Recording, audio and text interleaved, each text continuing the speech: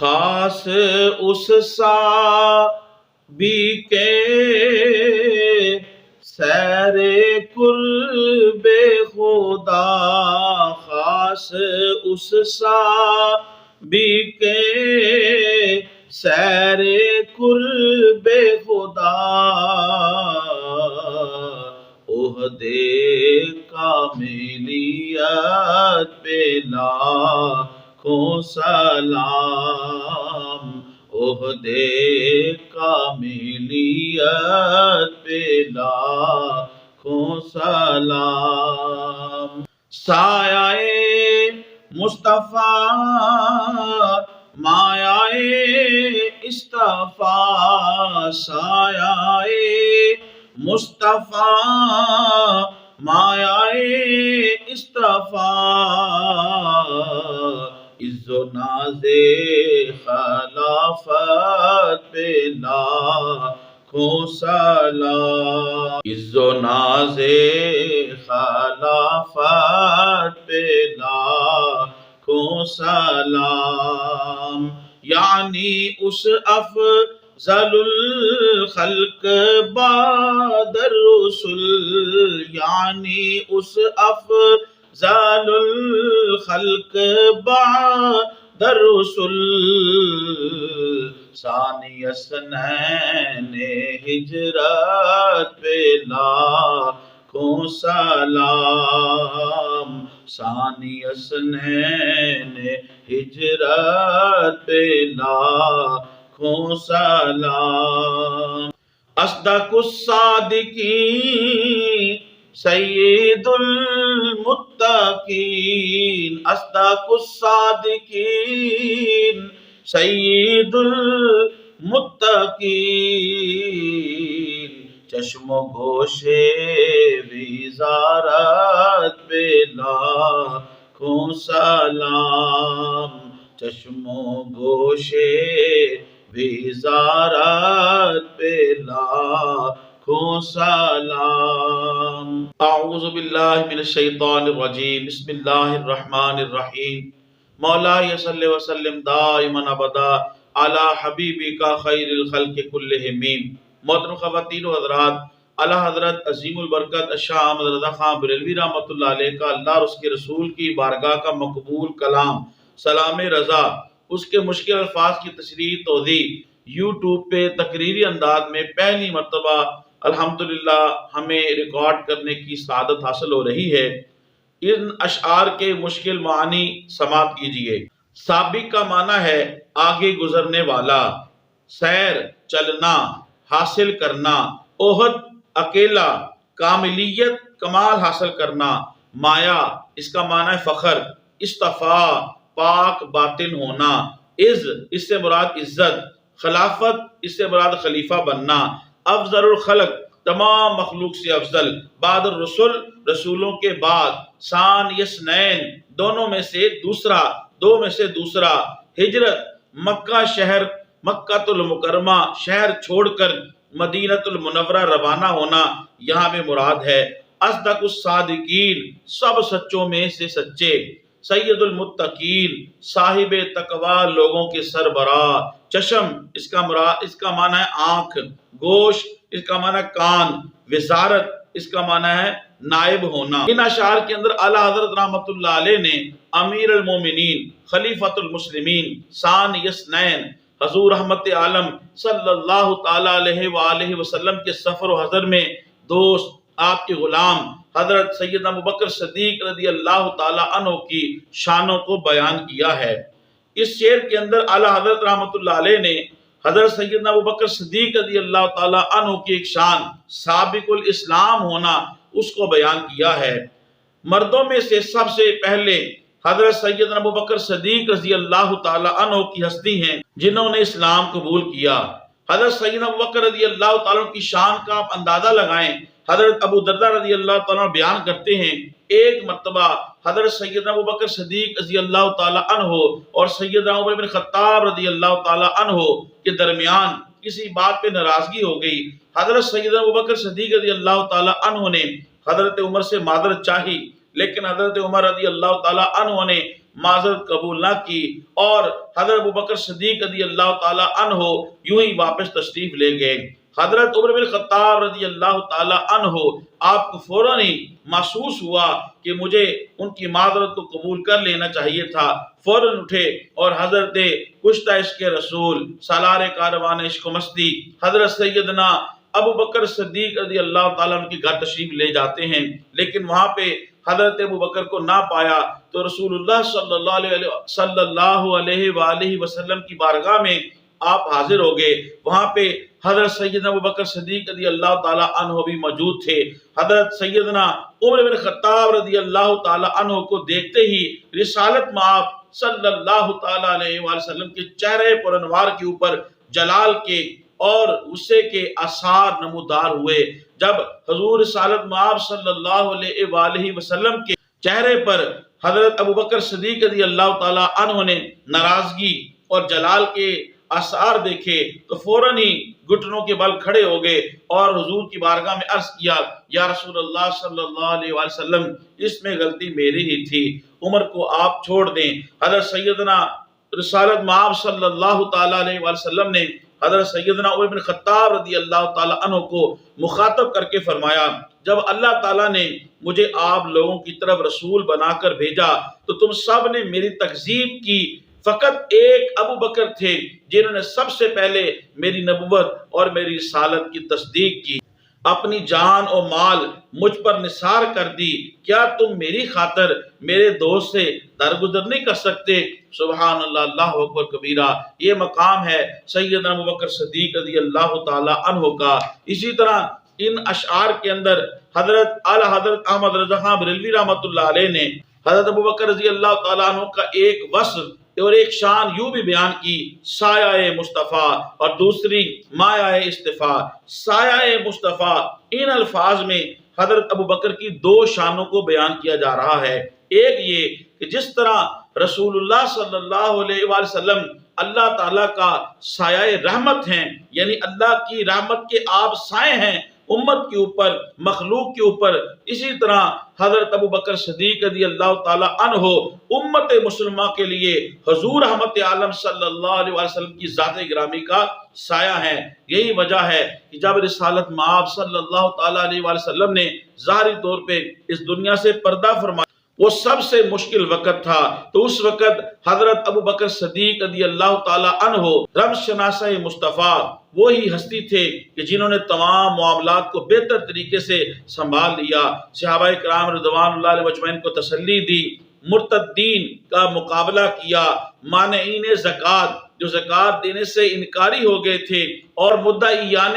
نبوت جو جھوٹے نبوت کے داعی تھے، ان کے خلاف حضرت ابو بکر رضی اللہ تعالی عنہ نے بھرپور جہاد کیا اور ان کا کلا کما کیا، اور یوں آپ نے امت کو سہارا دیا۔ اسی طرح سایہ مصطفیٰ، اس کا ایک معنی یہ بھی ہے کہ حضرت ابو بکر صدیق رضی اللہ تعالی عنہ رسالت مآب صلی اللہ علیہ وسلم کے ساتھ اسی طرح رہے کہ جس طرح کسی کا سایہ اس کے ساتھ رہتا ہے، یعنی حضور مسجد میں ہیں تو ابو بکر بھی مسجد میں ہیں، حضور اگر بازار میں ہیں تو ابو بکر بھی حضور کے ساتھ ہیں، اگر حضور غار میں ہیں تو ابو بکر جو ہیں آپ بھی غار میں ہیں، سفر میں ہیں ابو بکر بھی سفر میں ہے۔ ہجرت کی رات بھی جب رسالت مآب صلی اللہ تعالی علیہ وسلم آپ غار ثور میں ہیں تو ابو بکر بھی ساتھ ہیں۔ ہجرت مکہ المکرمہ سے مدینہ المنورہ کی طرف بھی رسول اللہ صلی اللہ علیہ وسلم کے ساتھ ابو بکر ہیں، یہاں تک کہ صرف دنیا میں نہیں بلکہ تہ مزار بھی رسول اللہ صلی اللہ علیہ وسلم کے ساتھ جو ہے وہ سیدنا ابو بکر صدیق رضی اللہ تعالی عنہ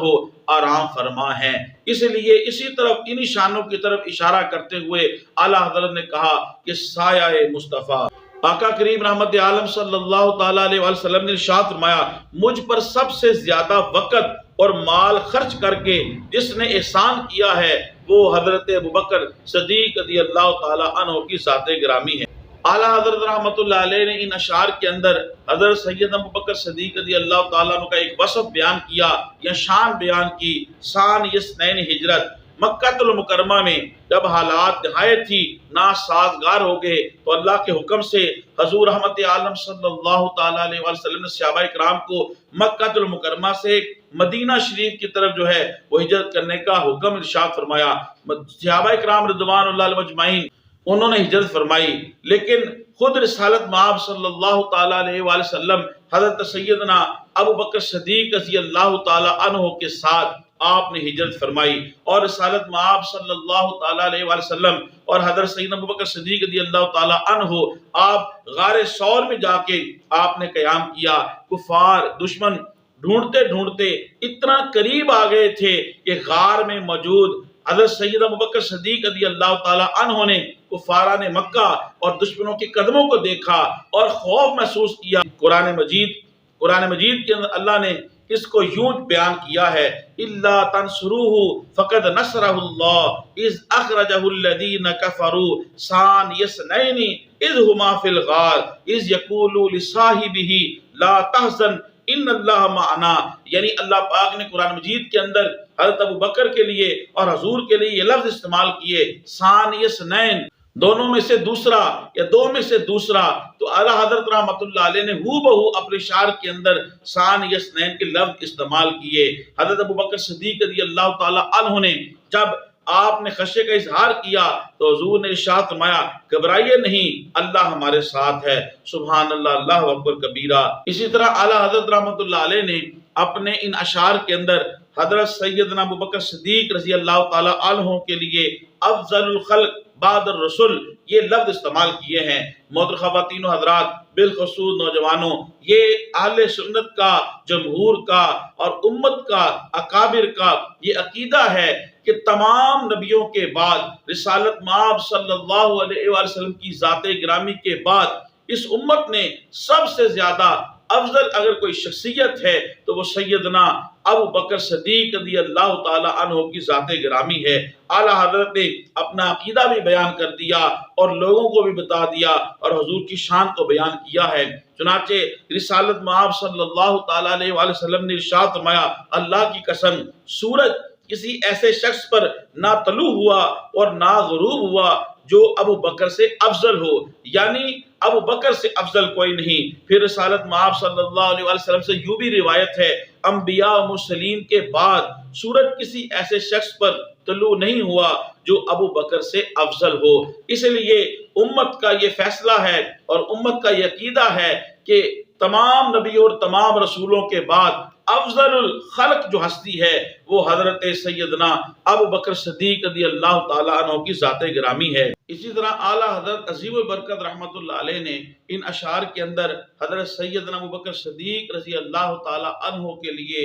ان کی شان میں اصدق الصادقین یہ لفظ استعمال فرمائے ہیں۔ آپ رضی اللہ تعالیٰ عنہ حضور صلی اللہ علیہ وآلہ وسلم کی امت میں سب سے زیادہ صاحب صدق ہیں۔ بعض روایات کے مطابق دور جاہلیت میں بھی حضرت سید ابو بکر صدیق رضی اللہ تعالی عنہ ہمیشہ سچ بولنے کی وجہ سے صدیق معروف تھے۔ امام حسن بصری کی رائے یہ ہے کہ آپ کو یہ لقب معراج کے دوسرے دن ملا۔ جب مشرکین نے کہا کہ آپ کو علم ہے کہ آپ کا دوست کیا کہہ رہا ہے تو حضرت سید ابو بکر نے پوچھا اگر یہ حضور کہہ رہے ہیں تو حضور معراج پہ جا بھی سکتے ہیں اور جیسے وہ فرما رہے ہیں وہ واپس آ بھی سکتے ہیں، تو آپ صدیق کے لقب سے معروف ہوئے۔ اعلیٰ حضرت رحمت اللہ علیہ نے سلام کے ان اشعار کے اندر حضرت ابو بکر رضی اللہ تعالی عنہ کے لیے ایک شان اور ایک لفظ یوں بھی استعمال کیا، سید المتقین، یعنی آپ صاحب تقوی لوگوں کے سردار ہیں۔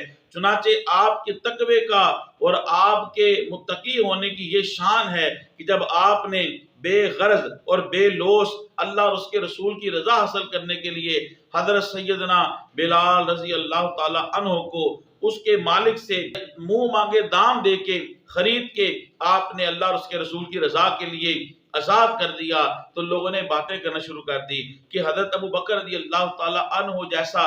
زیرک اور دانشور اور انتہائی عقل مند تاجر اس نے حضرت بلال کو مارکیٹ ویلیو سے زیادہ پیسے دے کے خریدا ہے اور آزاد کر دیا ہے۔ ضرور زمانہ ماضی میں بلال کا ابو بکر پر یا ان کے خاندان پر کوئی احسان ہوگا اس احسان کا بدلہ اتارنے کے لیے حضرت ابو بکر نے ایسا کیا ہے۔ جب لوگوں میں یہ باتیں معروف ہو گئی تو جواب ابو بکر نے نہیں دیا۔ یہ شان ابو بکر ہے کہ اللہ پاک نے قرآن مجید کی آیات نازل کر دی، وَسَيُجَنَّبُهَا الْأَتْقَى الَّذِي يُؤْتِي مَالَهُ يَتَزَكَّى وَمَا لِأَحَدٍ عِندَهُ مِن نِعْمَةٍ تُجْزَى إِلَّا ابْتِغَاءَ وَجْهِ رَبِّهِ الْأَعْلَى۔ یعنی ان آیات کے اندر اللہ پاک نے حضرت سیدنا ابو بکر رضی اللہ عنہ کی شان بیان کی۔ ایک یہ کہ حضرت ابو بکر صدیق رضی اللہ تعالی عنہ ان کے اوپر کسی کا کوئی احسان نہیں ہے، اور دوسرا یہ کہ جو بھی یہ عمل کرتے ہیں وہ صرف اور صرف اللہ کی رضا حاصل کرنے کے لیے یہ عمل کرتے ہیں، اور اللہ ان سے راضی ہے۔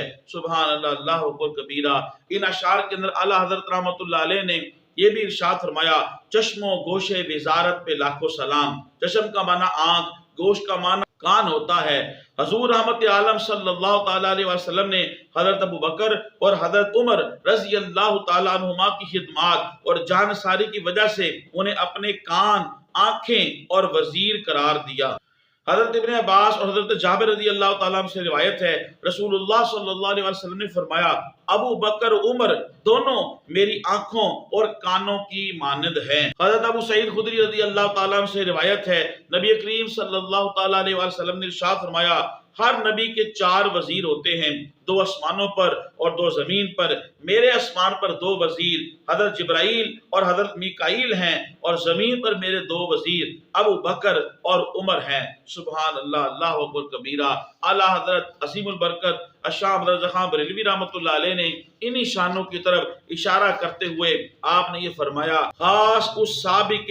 سیر قرب خدا عہد کاملیت پہ لاکھوں سلام، سایہ مصطفیٰ مایہ اصطفیٰ عز و ناز خلافت پہ لاکھوں سلام، یعنی اس افضل الخلق بعد الرسل ثانی اثنین ہجرت پہ لاکھوں سلام، اصدق الصادقین سید المتقین چشم و گوش وزارت پہ لاکھوں سلام۔ محترم خواتین و حضرات، تبلیغ دین کی نیت سے میری اس ویڈیو کو آپ زیادہ سے زیادہ شیئر کریں، میرے یوٹیوب اسلامک چینل کو سبسکرائب فرمائیں، یوٹیوب پہ کمنٹس کریں، لائک کریں، بیل آئیکن کو ضرور پریس کریں تاکہ ہر آنے والی ویڈیو آپ کو مل سکے۔ اللہ پاک آپ کو جزائے خیر دے۔ السلام علیکم ورحمۃ اللہ وبرکاتہ۔